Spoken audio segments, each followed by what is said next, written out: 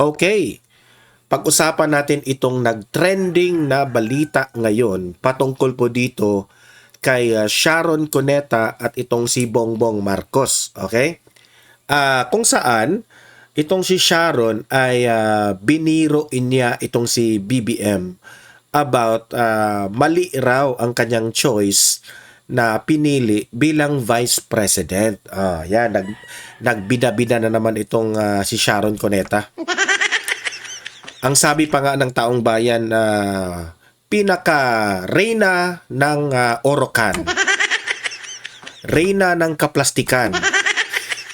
'Di ba? Kasi meron rin tayong ipapakita na video kasi trending itong ginawa ni Sharon Cuneta sa concert, no? Na itong si Megastar noon, no? Isang video itong si Sharon at itong si Kiko, no, na mag-asawa, sabi ng taong bayan, kain sa sarili nilang mga tae. Bakit ba nasabi natin kumakain sila ng sarili nilang tae? Kasi ang sinasabi nila noon kay BBM, si BBM ay magnanakaw at sinungaling. Pero ngayon gusto na silang makipagkaalyado. Kasi ang isip-isip nila na kapag makapagkaalyado na sila dito kay BBM sa administrasyon, edi syempre, ang makinarya, ang budget, wala na silang problema. At the same time, sa tingin nila, kapag makipag-tandem sila dito kay Bongbong Marcos, sila na ay mananalo bilang vice president o presidente. Tanga rin Kaming mga DDS ay maghanda-handa na lang kami na maglagay ng inidoro. Kasi for sure inidoro na naman yan Di ba? Halatang halata talaga itong mga dilawan na ito na sariling interest lang po ang kanilang iniisip. Hindi na nila iniisip kung ano ang gusto ng taong bayan. Okay?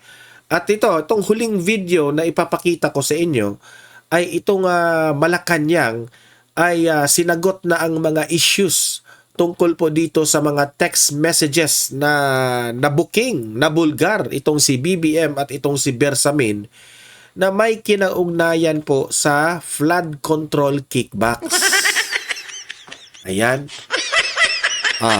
Si Auntie Claire ngayon tanggol ng tanggol. Alam naman natin, yan ang trabaho ni Auntie Claire. Auntie Claire, hindi ka ba nahihirapan sa pagtanggol ng presidente mo? Sabi pa nga ni VP Sara, may video akong nakita, sabi ni VP Sara, sana magkatuluyan si Auntie Claire at si BBM. Wow, ang kilig! Yun po ang ating pag-uusapan ngayong araw na ito. Pero guys, bago ang lahat, bago natin ito pag-uusapan, sinisipon tayo pasensya na kayo na iba yung boses natin ngayon. Yan, no? Paki-like at paki-share itong ating video para guys, kakalat ito sa taong bayan at marami po ang maka-participate na sa mga discussion natin at makapag-comment rin sa comment section. Okay? Like and share. At sa mga bago pa lang dito sa aking channel, if this is your first time na bumisita sa aking YouTube channel, mag-subscribe na po kayo kasi libre lang po ang mag-subscribe. Walang bayad yan. At updated pa kayo sa ating mga trending na mga balita. Okay? So, ayan, subscribe na. Okay? Ayan, yung sipon natin So, ano ang pinaka-trending na nangyari sa social media? Ito na naman, no? Trending ito Nung nagising ko kaninang umaga, ito na yung nag-trending yung concert ng Evening with the Stars. Ayan, nag-concert dyan sa Malacanang. Alam naman natin, yan naman talaga ang paborito ng presidente. Concert dito, concert doon. Nilulustay ang pera ng taong bayan. Di ba? Grabe. Ah.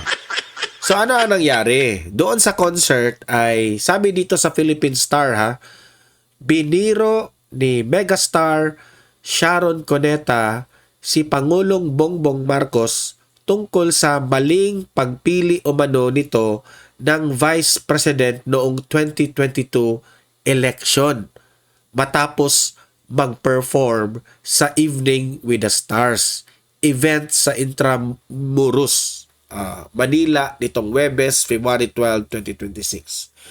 Alam niyo, no? Frankly speaking, totoo ang sinabi ni Sharon Cuneta. Nagkamali si Bongbong Marcos na pinili niya si VP Sara. Alam niyo ba kung bakit? Hindi sila bagay eh. Pero may advantage. Ginamit niya si VP Sara para manalo siya bilang presidente. Yan ang katotohanan. Siguro, hindi nagkamali si BBM kasi nanalo siya. Pero nagkamali siya dahil hindi sila parihan ng utak ni BBM at si VP Sara. Matalino si VP Sara at itong bangag si BBM. Ika nga ang sabi ni Vice President Sara Duterte noon, no? Nung pumunta siya sa Malacanang umaga, ay na-shock itong si VP Sara dahil nung nakausap niya si BBM ay amoy alak.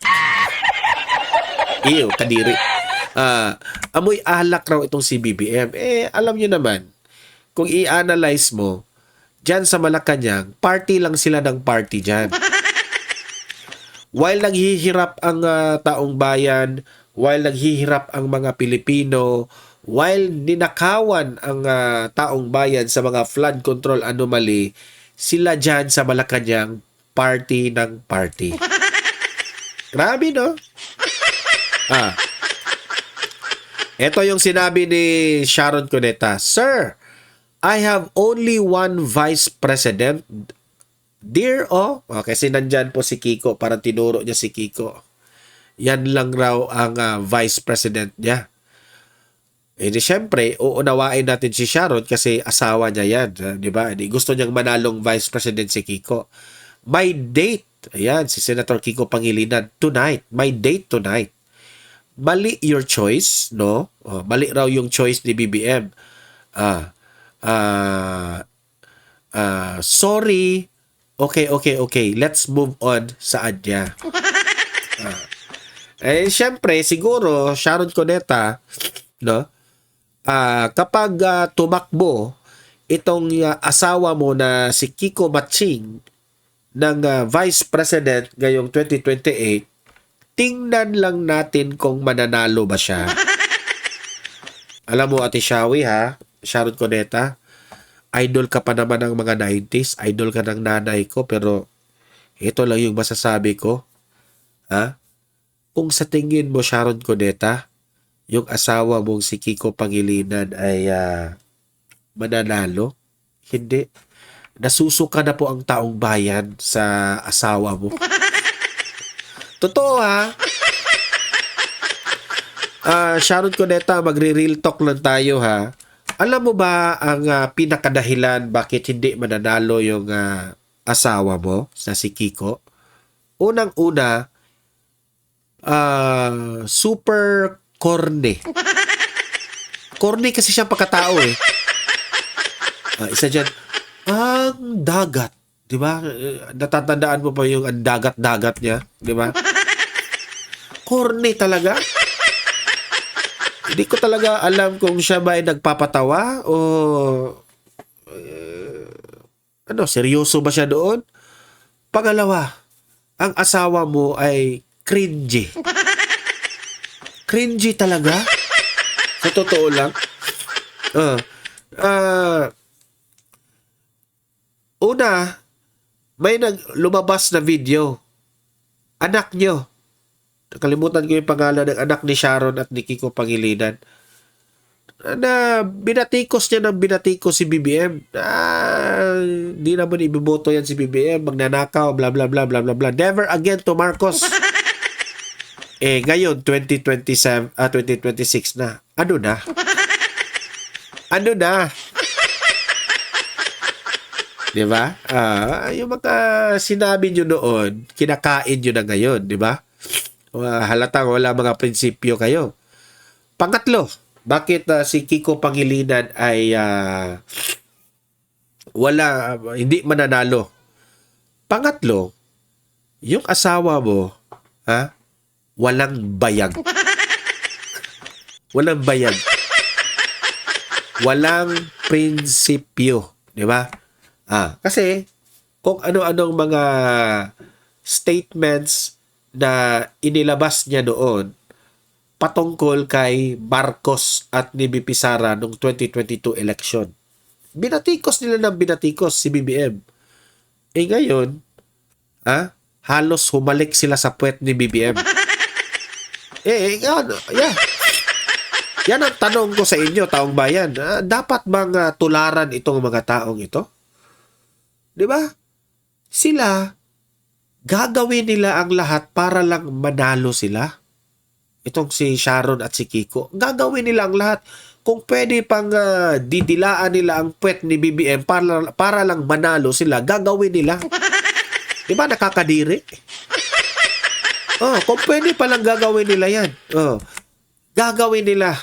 Mag-concert sa loob siguro ng bahay mag-concert sa loob ng kwarto ni Liza at ni BBM para lang manalo sila, gagawin nila yan. Di ba? Walang walang delikadesa. Alam naman natin, hindi lang mga loyalista at mga kakampings ang nandidiri sa inyo. For sure, meron talagang mga nandidiri rin na mga kakamping at mga loyalista sa inyo. Di ba? Wala kayong prinsipyo. Yung mga sinasabi nyo noon, nakalimutan nyo na. Nagka-amnesia ba kayo? Sharon Cuneta, biniro si Marcos. Mali your choice, no? Partly, mali your choice. Pero, tama rin kasi nanalo si BBM. Dahil ginamit niya si BP Sara sa kanyang popularidad. Nabudol kami. Binoto namin si BBM. Dahil si BP Sara ang naging tandem niya. So, dahil nag-trending ito, gusto kong ipaalala ni Sharon Cuneta. Okay? Ito yung sinabi mo noon, Sharon Cuneta. Kung maalala nyo, si Sharon Cuneta po ay sa mga rally ng kakamping ay ang kanyang kinampanya ay si Leni Robredo. Okay? Sabi niya, ito yung sinabi ni Sharon Cuneta. Panoorin ninyo panoorin ninyo. Kahit isipin nyo po, kung ang iboboto nyo po, sabihin na natin, si BBM. Okay? Na hindi ko iniwan si Bongbong noon pa.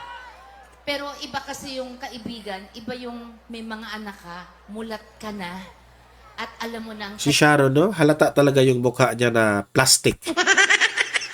Reyna talagang kaplastikan.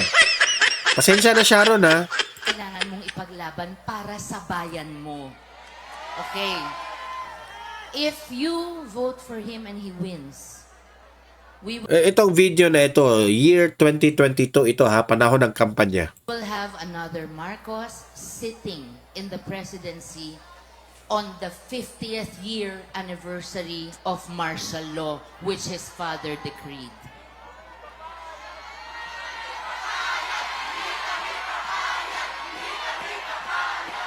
Mabuti na nga ang lugaw ni Ma'am Leni kesa sa nakaw ng iba. Di ba Matindi yun. Mabuti na lang yung lugaw ni Leni Robredo kaysa nakaw ng iba. Galing yan sa bibig ni Sharon. Sinabi niyang nagnakaw ang pamilyang Marcos. Mabuti na lang yung lugaw sa nakaw ng iba. Di mo ba ito natatandaan, Sharon Cuneta? For sure, after the concert, lumutang ito ngayon, ito mga video na ito. Ano ka ngayon? Pahiya ka ngayon dito sa video na ito. Sinabi mo ito noon. Ha? Sinabi mo ito noon. Huwag kang ano. Make sure sa May 9, do not give your future away! Do not give your future away. Kasi ang kalaban nila dito si BBM. Do not allow our country to be laughed at again by the world! Do not allow... Tingnan nyo ha. Gaano ka nandidiri sila kay BBM. Tingnan ninyo. Gaano sila ka nandidiri noon kay BBM.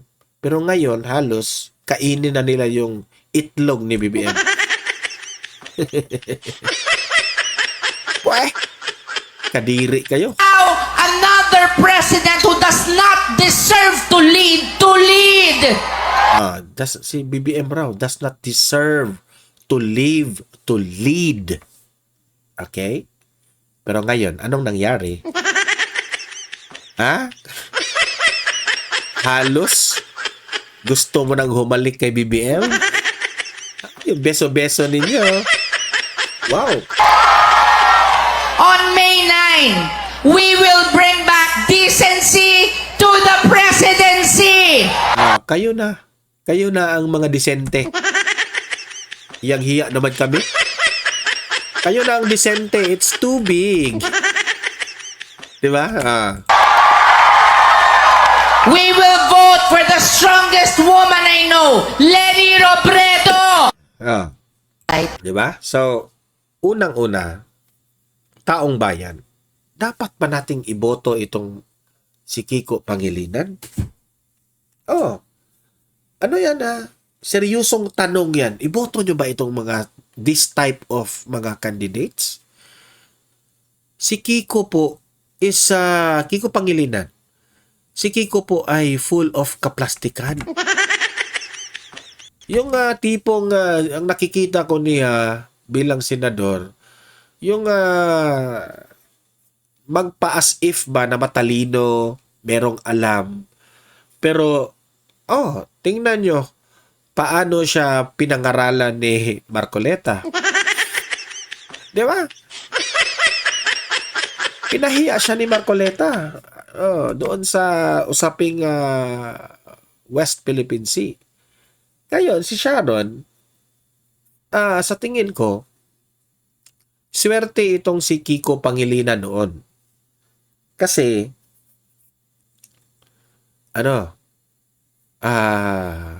inasawa niya itong babaeng ito kasi popular. Nung inasawa niya na si Sharon, nanalo na ng senador. Wag na tayong magbulan. Isa sa mga reason bakit nanalo itong si Kiko Pangilinan dahil kay Sharon Cuneta noon. Kasi, alam nyo naman, yung mga taong bayan noon, nung panahon ni Cory Aquino, panahon ni Ramos, Gloria Macapagal Arroyo, di pa natin alam. Akala natin yung mga artista, sila yung mga magagaling. Ngayon, mga artista ngayon, puros kadramahan. Except Robin Padilla. Tingnan nyo yung isang interview ni Robin Padilla na sinabi niya, Sir, kasi si Robin Padilla, yung sahod niya, binigay niya, tinulong niya. Nakalimutan ko lang kung saang lugar yung tinulong niya yung sahod niya. Siyempre, pinost ni Robin Padilla. Sabi ng mga media, Sir, bakit raw pinost mo pa yung pera na ganun, ganyan. Siyempre, si Robin Padilla, uminit. Sabi ni Robin Padilla, kasi pinost ko para gayahin mo. Anong nandun? Gayahin nyo. Diba? Yung mga sahod nyo dyan, kayong mga politicians. Kasi, mga mayayaman kayo eh. Kung totoo kayong nagsiservisyo sa bayan natin, yung sahod nyo, itulong nyo yan sa mga taong bayan. Diba? Ang corny-corny ninyo. Kahit anong panunuyo nyo sa taong bayan, Sharon Cuneta, kayong mga dilawan, hindi talaga kayo, wala kayong karisma sa taong bayan. Kasi ang nakikita po namin sa inyo, pansariling interest lang po. Oh, yun ang katotohanan. Sariling interest lang ang inatupag ninyo. Oh, may narinig ba kayo na yan si Risa Hontiveros, si Dilima, Trillanes, si Kiko Pangilinan, sino pa yung mga nila? Bam Aquino. Si Bam Aquino siguro may narinig pa akong may nagawa, no? Patungkol doon sa ano yun, yung free college, no, na tinulungan ni Duterte. Yung free tuition fee sa mga college students. Pero kayo, anong nagawa ninyo, Kiko Pangilinan? Anong nagawa ni Trillanes, ni Hontiveros, ni Dilima na dapat naming iboto kayo? Wala kayong nagawa. Wala rin kayong exhibit na ikapakita na meron kayong nagawa. Hindi, anong tawag sa inyo? Mga bangag rin kayo, kagaya rin kayo ng Administrasyong Marcos. Di ba? Oh. Kasi kung ikukumpara natin ni na Bato, ni na Senator Bongo, yung mga Duterte-aligned senators, ang layo ninyo. Wala kayong sakalinkigan sa totoo lang. Oh, wala kayo. Tapos ngayon ang confident ninyong sasabihin na mali yung choice ni BBM. Mali ang choice ni BBM o nanggagamit lang talaga si BBM? Ngayon naman, ginamit rin sila ni BBM, sila Kiko rin, ginamit rin nila si BBM, ginamit sila rin gagamitin nila si BBM. Ayan, kayo ang perfect match, perfect tandem. Gamitan. Ang bagay sa inyo, ngayong 2028 election, team gamitan. Yan ang bagay sa inyo. Hindi uniteam. Team gamitan. Ginamit namin si BBM, gagamitin rin kami. Yan, maggamitan kayo. Mag-real talk tayo ha. Kagaya ni Kiko Pangilinan na ginamit niya rin si Sharon, ang popularity ni Sharon. Di ba? Hindi na tayong magbulahan. Di ba? Syempre si Sharon, halos nga, balita ko noon muntik na silang naghiwalay nitong si Kiko Pangilinan. Hindi ko lang alam kung anong dahilan, no? So cringy and ewan ko na lang what will be the future itong mga kakamping at mga loyalista na ito. Basta excited ako sa tandem ninyo. Team gamitan. Yan, bagay sa inyo, okay? Ito. Panoorin natin ang Malacanang kung paano nila sinagot itong issue na nabuking si BBM sa mga text messages sa pamangkin ni Secretary Bersamin. Okay, na si Adrian Bersamin. Paano nila ipagtanggol ang mga issue. Okay, ito. Panoorin natin. Unang tanong mula kay Ivan Mayrina, GMA News. Good afternoon, Yusek. Kagabi po, biniro ni Ms. Sharon Cuneta, ang Pangulo, na tila nagkamali siya sa pagpili ng kanyang running mate ng tumakbo. What did the President have to say about that? Sa tingin nga ba ng Pangulo yung nagkamali siya? Tingnan nyo paano siya bumanat. Babanatan na naman niya yung papitik ba ni VP Sara. Pili ng running mate? Kung yun po ang opinyon ni Ate Shawi, ni Ms. Sharon Cuneta, at malamang karamihan sa ating mga kababayan ay yan din po ang nararamdaman. Wag niyong idamay kaming mga kababayan. Gusto namin si VP Sara. Idamay mo pa kami sa mga sinabi ni Sharon Cuneta? Wag. Itong babaeng ito, talaga, aso talaga, no?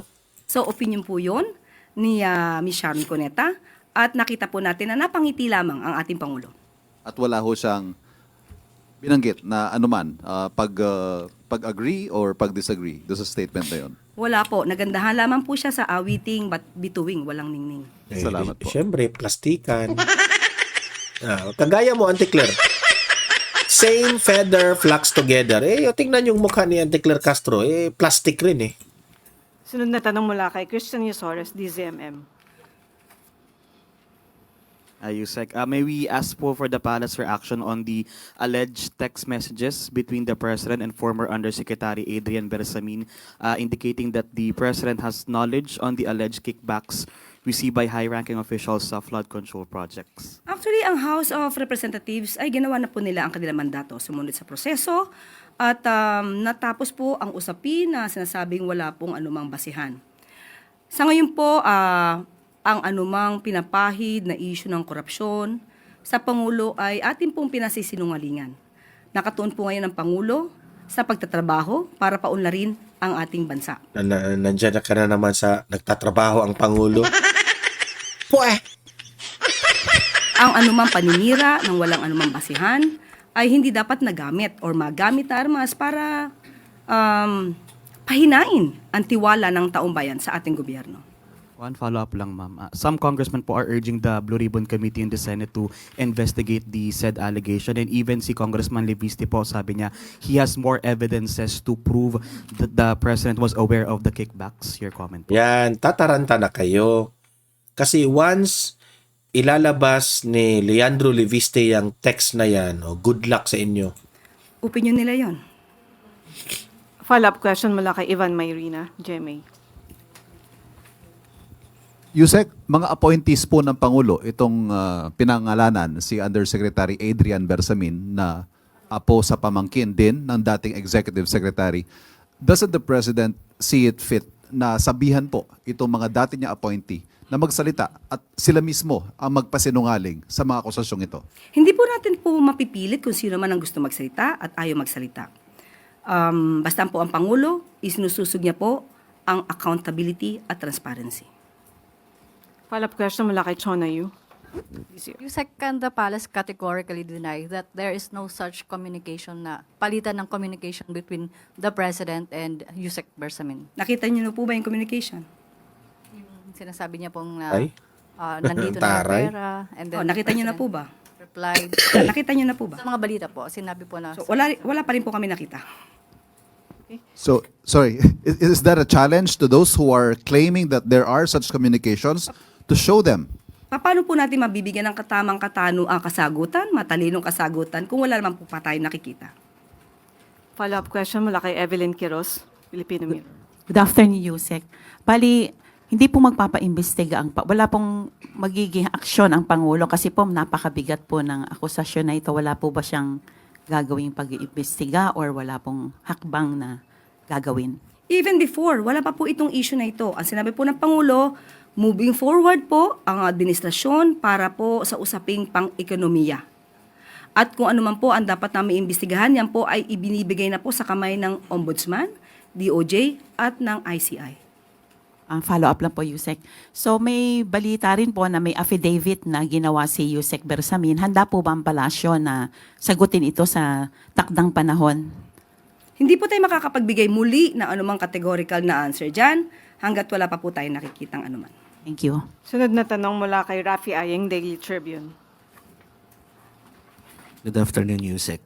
Ma'am, the Social Weather Station's 2025 fourth quarter survey showed that 54% of respondents were satisfied with VP Sara's performance, while the President has only 40. A survey done 24 to 30 November Yung tanong mo, iinit na naman. Iinit na naman niya si Auntie Claire. Tingnan niyo. 2025. Reaction po ng Malacanang. And naniniwala po ba kayo sa resulta gayong lagi namang wala ang Vice Presidente? Ikaw nagsabi niyan na laging wala ang Vice Presidente. So, kung ang susunod mong katanungan sa nagbumula ang rating na to, hinahanap din po namin. Yes. Dahil kahit ano po maging numero dyan, Inggit ka ang lang katotohanan- kasi kahit anong gagawin ninyo, ayaw na ng taong bayan sa inyo. Ayan ang katotohanan. na ang Pangulo ang siya nagtatrabaho at ang ilan ay nagbabakasyon lamang ay hindi po maaaring pasinungalingan ni naman. So sana po ang mga survey ratings na to ay hindi magsilbing paglilinlang sa katotohanan kung sino ba talaga ang nagtatrabaho at sino ang hindi. Last na lang po. Ma'am, yung Ramadan will be starting February 18. Maglalabas po ba ng declaration ng Palace na isang holiday ito? I-update ko po kayo kapag ka po nasa atin na po ang anumang order or announcement. Sunod na tanong mula kay Samuel Medinilla, Business Mirror. Good afternoon po, ma'am. Magtatanong lang po kami kung ano po yung na-discuss during po dun sa meeting ni President Marcos sa regional council meeting po dun sa Region 9 po. Opo, napag-usapan nila, nag-focus po sila sa mga proyekto. Nandito po ang sasabing Zamboanga Fishport Complex na maaari pong matapos na ngayong taon. Napag-usapan din po ang malapit pong matapos.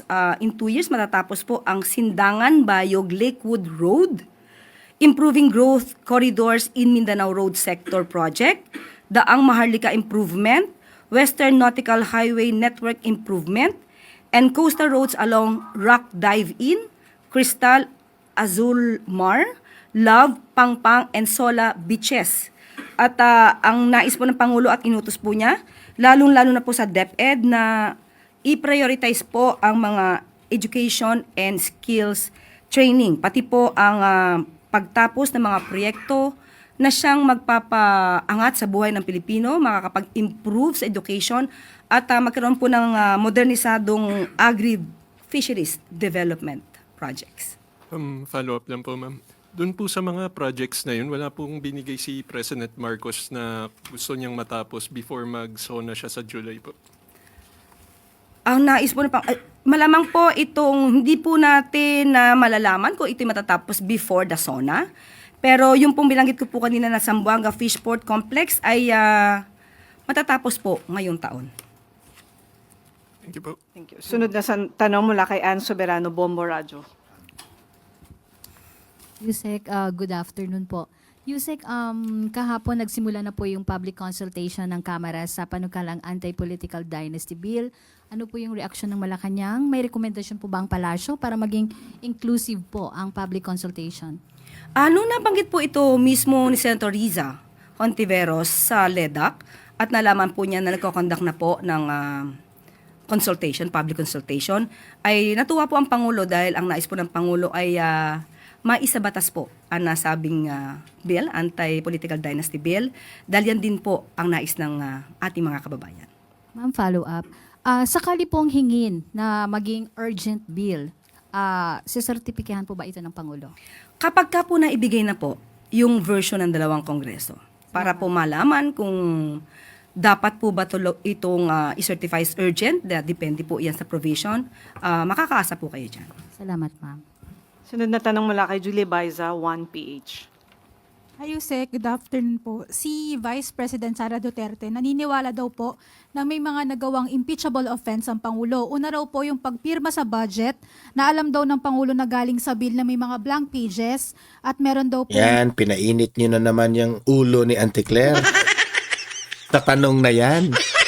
insertions. May sagot po ba ang palasyo? Unahin niya na po muna yung mga kaso niya bago niya tignan ang kaso ng iba. Galit na galit. Sinabi din po niya, Yusek, na impeachable offense din daw po yung pag hindi ng isang opisyal kapag natatanong ng competency at kapag may nagsasabi daw na gumagamit siya ng illegal na droga.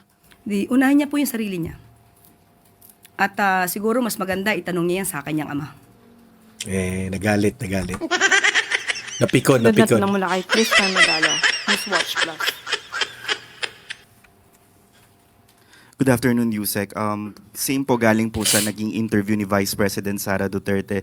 She recently expressed concerns about the state of our country. Ang sabi niya po when she was asked about her plans for 2028, hindi niya direktong masagot yon because meron pa daw bang Pilipinas na pag-uusapan sa taong 2028. Lubog tayo sa basura, sa korupsyon, lubog tayo, walang maipagmamalaking big development at baka magising na lang daw po isang araw na walang maayos na gobyerno at magulong bayan. Ano po ang pananaw ng palasyo dito sa ganitong klaseng assessment from the Vice President? Unang-una, masasabi natin ang Vice Presidente ay bulag.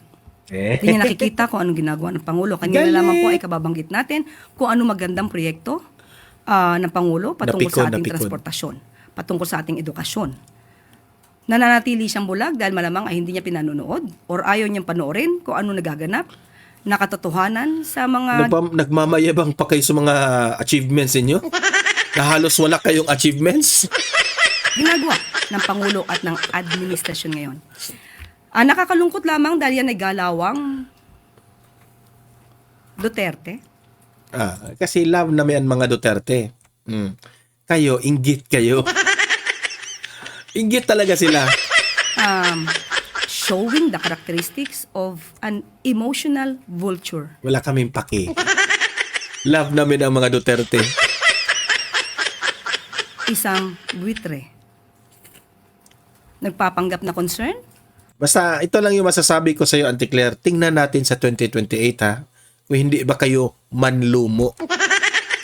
Iiyak ka sa 2028. Sa kalagayan ng bansa, when in fact, she admitted that she doesn't want to help the president in his projects for the country.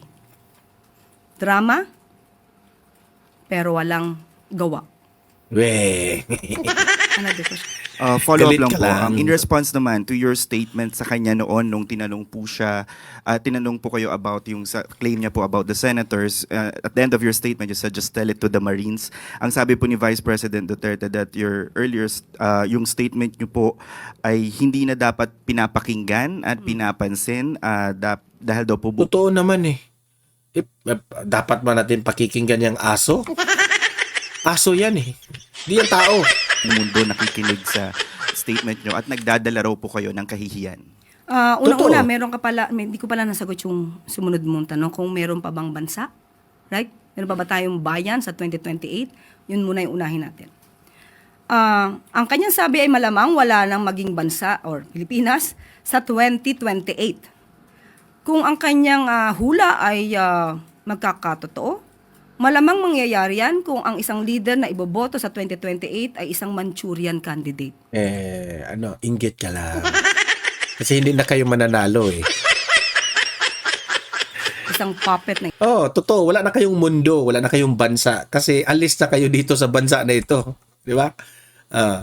Isang bansa kung saan maaaring ipamigay ang ating yaman, ang ating karapatan sa ibang bansa. Meron po na naging tugon dati, ang dating Pangulong Duterte, na maaari tayo or gawin tayong probinsya ng isang bansa. So, kung isang Manchurian candidate ang ating boboto, baka nga maging probinsya tayo ng isang bansa. Huwag na... Di ba? Yung biro ni Duterte, tinututuhanan nila. Ganyan sila kababaw yung isip nila. Yung mga biro ni Duterte, kinakagat rin nila eh. Pampusa na. Patungkol tun sa nakakahiya po. Okay. Unang-una po, ang pagsasalita or pagsasabi ng katotohanan na siya ay nagiging source ng fake news, yan po ay katotohanan. Marami na po tayong beses na nagsabi na siya ang source ng fake news. At nandyan po, ulitin po natin para malaman po nating kababayan. Nandyan po yung kinuwento niya about sa altered police blotter ng Beverly Hills na pinost pa, most probably ng kanyang kaalyado na si Mr. Bobby Tiglao. Nandyan din po ang mga AI-generated videos na napasinungalingan na at yan ay galing sa kanyang mga kaalyado, usually nanggagaling pa sa mga maisog. So, hindi po nakakahiyang magsabi ng katotohanan. Ang nakakahiya po ay umaming may kakilalang assassin at handang magpapatay ng Pangulo, ng First Lady, at ng dating House Speaker. Ang nakakahiya po ay hindi gumalang sa order ng court at manuntok ng sheriff. Bawal po yan sa batas. At ang nakakahiya din po ay gumamit ng mga fake na AFP certificate para sa Youth Summit para palabasin na yung 15 million na mula sa Confi Funds ng DepEd sa pangunguna ni VP Sara ay ginamit di umano sa Youth Summit na... Talaga, no? Attack dog talaga siya. Pinanindigan talaga niya ang kanyang pagka-attack dog. Pinasinungalingan po mismo ng AFP. At gumamit pa ng abogado sa katauhan ni Attorney Michael Powa para mapagtakpan ang paggastos sa 15 million confidential funds.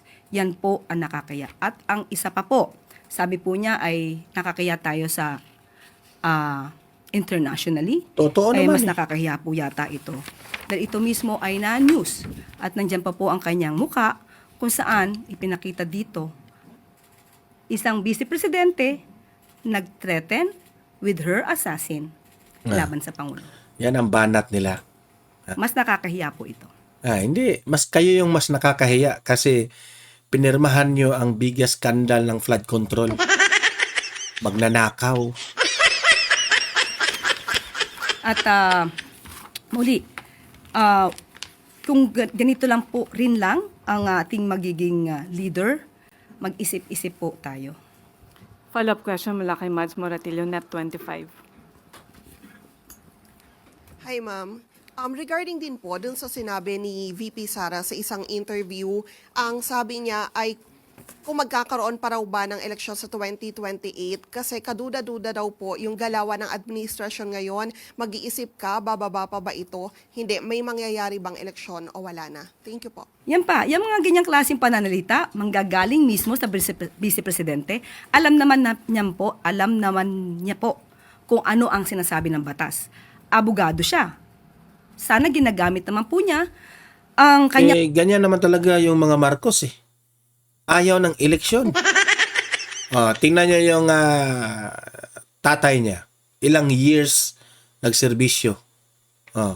Kasi mga gahaman kayo sa kapangyarihan eh. Ang pananaw, hindi lamang sa paninira, hindi lamang sa paggawa ng intriga.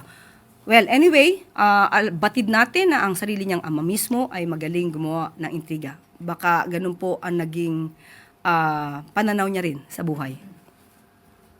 Sunod na tanong mula kay Luisa Cabato, Inquirer.net. Good afternoon po, Yusek. Tinawag po ni Senator Padilla ang mga kabataan na weak sa isang Senate hearing nitong Miyerkules. He also compared them sa mga kabataan noon na hindi daw iyakin at hindi rin daw uso yung salitang depression noon.